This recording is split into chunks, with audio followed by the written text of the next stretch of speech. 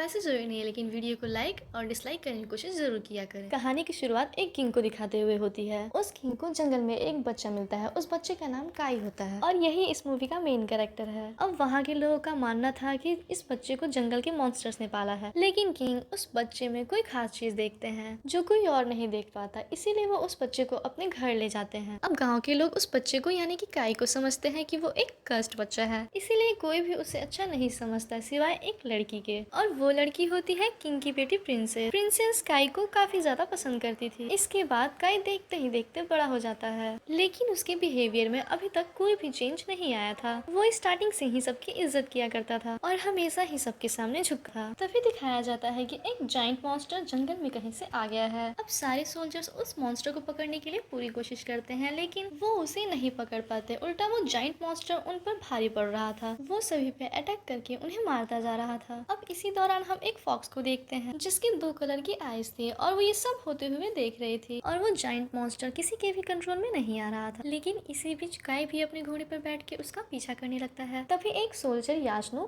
और मॉन्स्टर एक दूसरे के आमने सामने आ जाते हैं। अब वो मॉन्स्टर तेजी से उसके सामने भाग कर आ रहा था। तभी उस मॉन्स्टर को काई देख लेता है और वो समझ जाता है कि अगर इसे ना रोका तो ये याशनु को मार देगा, इसीलिए काई भी तेजी से भागता है उस मॉन्स्टर को रोकने के लिए, और वो जल्दी से अपनी तलवार उठा लेता है और उस तलवार से उस मॉन्स्टर के गले पे मारता है, जिससे उस मॉन्स्टर की फौरन मौत हो जाती है। अब इस तरह से काई ने यासनु की जान बचा ली थी, लेकिन यासनु इतना ज्यादा सेल्फिश होता है कि वो काई से कहता है कि तुम्हारे हाथों से बचने से अच्छा था कि मैं मर ही जाता। अब उसकी इस बात से काई काफी हर्ट होता है। इतने ही देर में किंग भी वहाँ पर आ जाते हैं। अब यहाँ पर सब यही सोच रहे होते हैं कि उस मॉन्स्टर को मारा है यासनु ने, और यासनु भी किसी को सच्चाई नहीं बताता है कि काई ने मारा है उस मॉन्स्टर को, ना कि मैंने। वहीं पे एक कमांडर भी खड़ा हुआ था जो किंग का सबसे खास आदमी था, और इनका नाम ओइशी था। अब ओइशी काई के हाथों पे लगा हुआ खून देख लेते हैं और वो समझ जाते हैं कि इस मॉन्स्टर को काई ने मारा है। अब यहाँ पर हमें एक बात तो क्लियर हो जाती है कि राजा एक अच्छे इंसान थे। इसके बाद हमें दूसरी किंगडम का राजा दिखाया जाता है जिसका नाम कीरा होता है। अब कीरा अपने खास साथी जो कि एक विच थी उसके साथ मिलकर दूसरे किंगडम पे कब्जा करने का प्लान बनाता है, यानी वो काई के किंगडम पे कब्जा करना चाहते थे। अब जंगल में जो हमने 2 आंखों वाली फॉक्स देखी थी वो कोई और नहीं, वो यही विच थी। अब वो विच कीरा को काफी इंसिस्ट करती है कि इस फेस्टिवल पर हम जरूर जाएंगे। इसके कुछ दिन बाद फेस्टिवल स्टार्ट हो जाता है। इस फेस्टिवल में सबसे बड़ा किंग भी आया हुआ था। सबसे बड़ा किंग यानी जो सारे किंगडम्स का लीडर होता है वही सबसे बड़ा राजा भी होता है। अब किंगडम की राजा की बात सबको माननी भी पड़ती है और उसी का ही हुक्म चलता है। अब यहाँ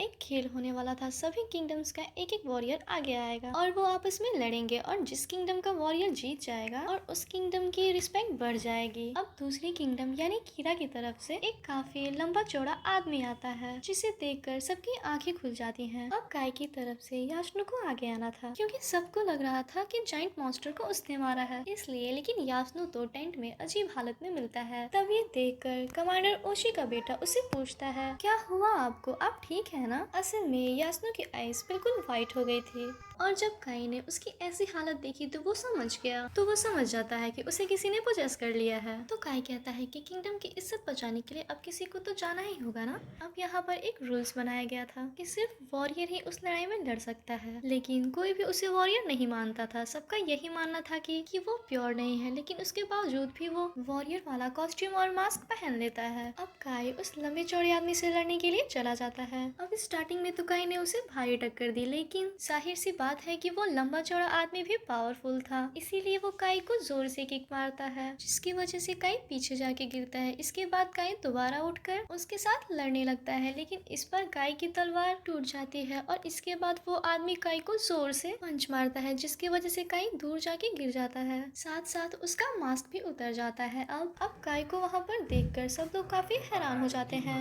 अब किंगडम्स का राजा जब वो देखता है कि वहाँ पर वॉरियर नहीं है, तब वो वहाँ पर आता है और वो काई से पूछता है कि तुम वॉरियर नहीं हो, फिर तुम यहाँ पर क्या कर रहे हो? अब तुम्हें इस बात की सजा मिलेगी। अब वो सजा सिर्फ मौत है। अब जैसे ही काई की गर्दन को तलवार से काटे जाने लगा था, तब प्रिंसेस उसे बचाने के लिए फौरन वहाँ पर भागकर आ जाती है। अब किंगडम्स के राजा ने उसे मौत की सजा से तो माफ कर दिया था, लेकिन उसने कहा कि सजा तो फिर भी मिलेगी, और वो ये कि अच्छे से इसकी पिटाई कर दो, इसे मारो पीटो। राजा के हुक्म पर काई को बहुत ज्यादा मारा जाता है। इसके बाद रात को हम विच और कीरा को एक साथ देखते हैं। असल में वो प्लान बना रहे थे कि उन्हें आज रात को ही काई के राजा को मार देना है। यहाँ पर विच एक प्लान बनाती है और वो किंग के रूम में जाती है। वहाँ जाकर वो किंग को पोजेस कर लेती है। अब जैसे ही किंग पोजेस होते हैं तो वो देखते हैं कि कीरा उनकी बेटी यानी प्रिंसेस के साथ मिसबिहेव कर रहा है। इसीलिए किंग नींद में ही तलवार लेके कीरा को मारने के लिए चला जाता है। अब जैसे ही किंग कीरा को मारने लगते हैं तो सभी सोल्जर वहाँ आकर उन्हें पकड़ लेते हैं। अब यहाँ पर राजा पूरी तरह से पोजेस थे और जब ओइसी भी उनकी आंखों का ये हाल देखते हैं तो वो भी समझ जाते हैं कि राजा को किसी ने पोजेस किया हुआ है और सभी किंगडम का राजा भी वहाँ पर आ जाता है। और उसे जब ये बात पता चली कि किंग ने कीरा को मारने की कोशिश की है तो वो किंग को समझाता है कि तुमने बहुत गलत किया है, वो तुम्हारे घर मेहमान था और तुमने सोते हुए उसकी जान लेने की कोशिश की। ये तो बहुत बड़ी गलती है जिसकी सजा तो मौत है, क्योंकि सबके साथ इंसाफ होगा, फिर चाहे वो राजा हो या आम आदमी। किंगडम्स का वो राजा किंग से कहता है कि तुमने इस किंगडम के लिए बहुत मेहनत की है, इसलिए हम तुम्हें एक रिस्पेक्ट वाली, एक इज्जत वाली मौत देंगे, यानी तुम खुद अपने ही हाथ से अपने ही जान लोगे। अब वहाँ का ये मानना था कि जो इंसान अपनी जान खुद लेगा तो ये एक रिस्पेक्ट और इज्जत वाली बात है। अब किंग अपनी इस पनिशमेंट को पूरी ईमानदारी से कबूल करते हैं और वो अपने पेट में चाकू घुसा लेते हैं। अब ओइसी ना चाहती हुई इसमें अपने राजा का साथ देता है, किंग का सर ही धड़ से अलग कर देता है। अपने बाप की मौत देखकर प्रिंसेस बहुत ही ज्यादा दुखी हो जाती है। इसके बाद किंगडम का राजा बहुत ही गलत फैसला ले लेता है कि अब ये हम किंगडम कीरा के हवाले करते हैं और प्रिंसेस के पास 1 साल का टाइम है जिसमें कि वो अपने फादर की मौत का दुख मना सकती है और उसके बाद प्रिंसेस की शादी कीरा से कर दी जाएगी। अब क्योंकि कीरा को सारी पावर्स मिल गई थी इसीलिए वो इस बात का नाजायज फायदा उठाता। सबसे पहले किंग के खास आदमी कमांडर ओइशी को प्रिजनर बनाता है। इसके बाद किंग के जितने भी अच्छे लोग थे उन सभी को प्रिजनर बना दिया और गाय को उसने एक आइलैंड पर भेज दिया। इसके बाद 1 साल वो गुजर जाता है और ओइशी की सजा खत्म हो जाती है, इसीलिए उसे आजाद कर दिया जाता है। और जब ओइशी का बेटा अपने फादर को देखता है तो उन्हें वो अपने घर ले आता है। अब ओइशी के दिल में सिर्फ एक ही चीज थी और वो था बदला। वो कीरा से अपना बदला लेना चाहता था, उसे मारकर सबसे पहले वो अपने किंग का बदला, उसके बाद किंग के लोगों के साथ जो उसने किया उसका बदला। इसीलिए वो अपने बेटे से पूछता है कि हमारे बाकी सोल्जर्स कहाँ पर हैं, जिस पर उसका बेटा जवाब देता है कि वो सारे जंगल में छुपकर रह रहे हैं। अब यहाँ पर ओइशी अपने बेटे के थ्रू अपना मैसेज अपने सोल्जर्स तक पहुँचाता है और ओइशी भी खुद किसी को लेने चले जाते हैं। ओइशी उसी आइलैंड पर चले जाते हैं जहाँ पर काई को भेजा गया था। वो देखते हैं कि आइलैंड का तो बहुत बुरा हाल है, लोग सरेआम शराब पीते हैं और बुरी बुरी चीजें करते हैं। उसके बाद ओइशी अंदर चले जाते हैं जहाँ पर वो देखते हैं कि वहाँ पर एक फाइट चल रही है और ये फाइट एक आदमी और एक जाइंट मैन के बीच हो रही है। वो जाइंट मैन उस दूसरे आदमी पर भारी पड़ रहा था,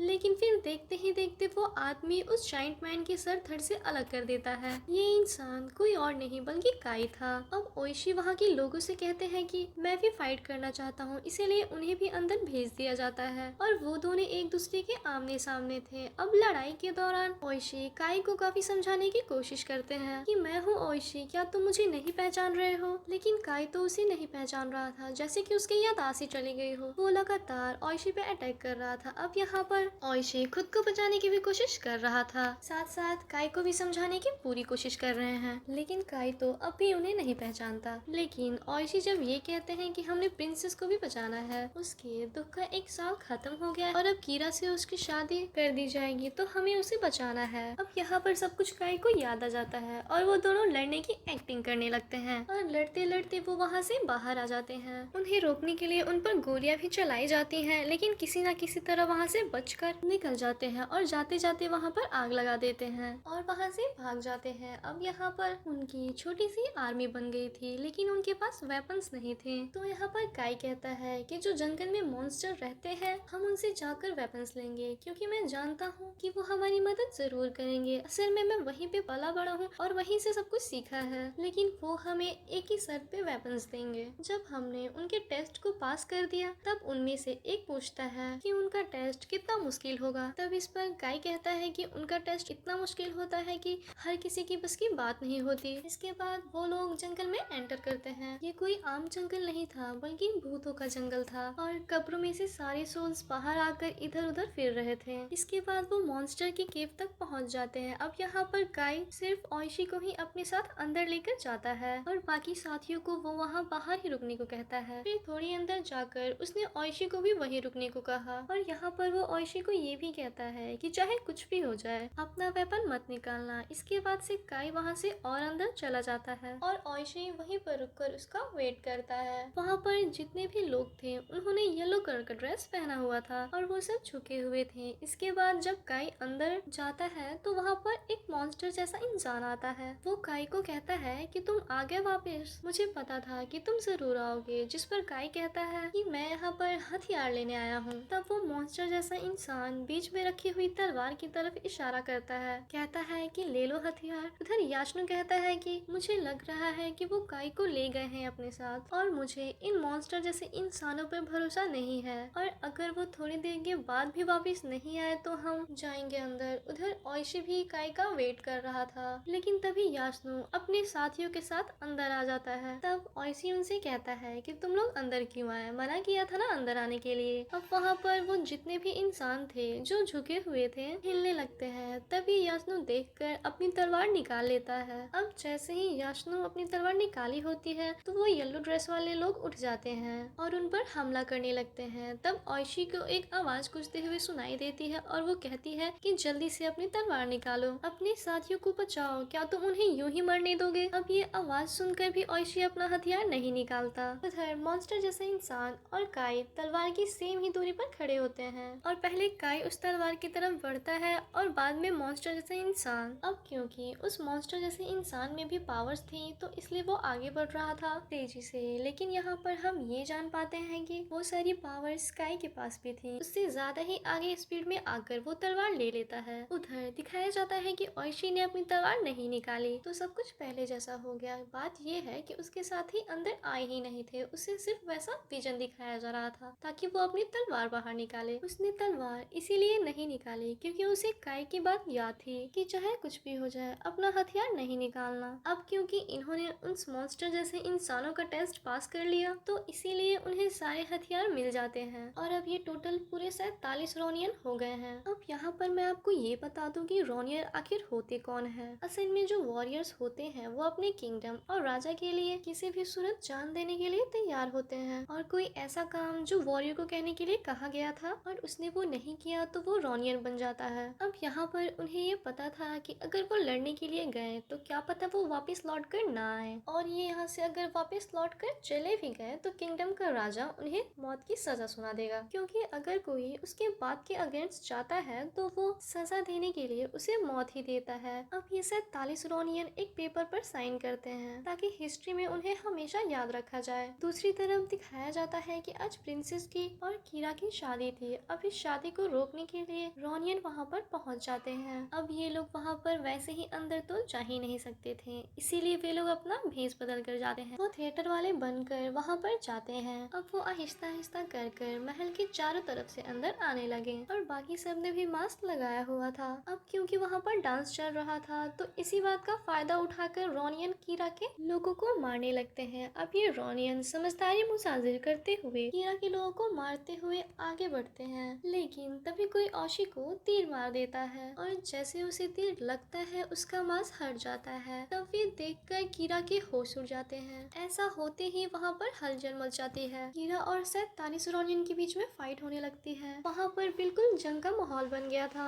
अब हालांकि 47 रोनियन कीरा के काफी लोगों को मार चुके थे, लेकिन उसके बाद भी उनकी लड़ाई जबरदस्त हो रही थी। इसी बीच काई भी प्रिंसेस के पास पहुँच जाता है। उधर ओइशी भी कीरा के पीछे पड़ा हुआ था। जैसे ही काई प्रिंसेस को ये कहता है कि हमें एक होने से कोई नहीं रोक सकता, तो तभी वहाँ पर वो विच आ जाती है। तभी अचानक से वो विच अपने असली रूप में आ जाती है, यानी वो एक ड्रैगन थी और साइज में भी काफी बड़ी थी। अब यहाँ पर काई हिम्मत करके बहादुरी से उससे लड़ाई करने लगता है, लेकिन वो तो हर जगह फैल चुकी थी और मुंह से आग निकाल रही थी। अब काई अपनी तलवारबाजी को इस्तेमाल करता है और वो उस विच को मार देता है।